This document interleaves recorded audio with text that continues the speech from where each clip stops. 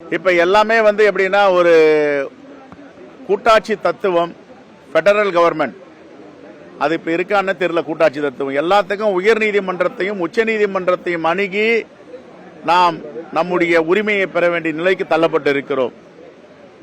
தமிழ்நாடும் இந்தியாவில் இருக்கிறது என்பதை அவர்கள் உள்வாங்கிக் கொள்ள வேண்டும். நாங்களும் வரிப்பணத்தை கட்டுகிறோம். ஜிஎஸ்டி வரிப்பணம் தமிழ்நாட்டிலிருந்தும் ஒன்றிய அரசிற்கு செல்லுகிறது. எங்களுக்கு உரிய உரிமை தொகையை அவர்கள் அளிக்க வேண்டும்.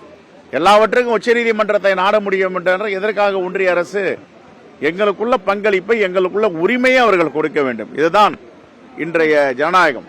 தேசிய ஜனநாயக கூட்டணியில அதிமுக இணைந்ததுக்கு அப்புறம் எடப்பாடி ஒரு தரப்பும் அதே போல ஓபிஎஸ் அவர்கள் ஒரு தரப்பும் நான் இல்லாத அணியில தோத்துறோம் அப்படிங்கிற மாதிரி ஓபிஎஸ் சொல்றாரு. இது நீங்க எப்படி பாக்குறீங்க? ஓபிஎஸ் சொல்றது மட்டும் இல்ல, தமிழ்நாடு முழுவதும் சொல்றாங்க அது தோல்வி கூட்டணி.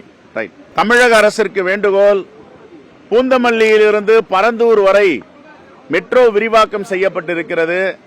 இந்த மெட்ரோ விரிவாக்கம் திருப்பெரும்புதூரில் ஒரு ரயில் நிலையம் வருகிறது.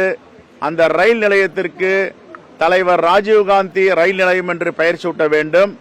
அதே போன்று திருப்பெரும்புதூர் தொகுதியில் மகாதேவி மங்கலம் ஒரு 6-7 கிராமங்கள் திருப்பெரும்புதூர் தொகுதியில் தான் விமான நிலையம் வர இருக்கின்றன. ஆகவே இந்த விமான நிலையத்திற்கும் தலைவர் ராஜீவ்காந்தி விமான நிலையம் என்று பெயர் சூட்ட வேண்டும் என்று தமிழ்நாடு அரசிற்கு வேண்டுகோள் வைக்கிறோம். செய்திகளை உடனுக்குடனும் துல்லியமாகவும் தெரிந்து கொள்ள சப்ஸ்கிரைப் பண்ணுங்க.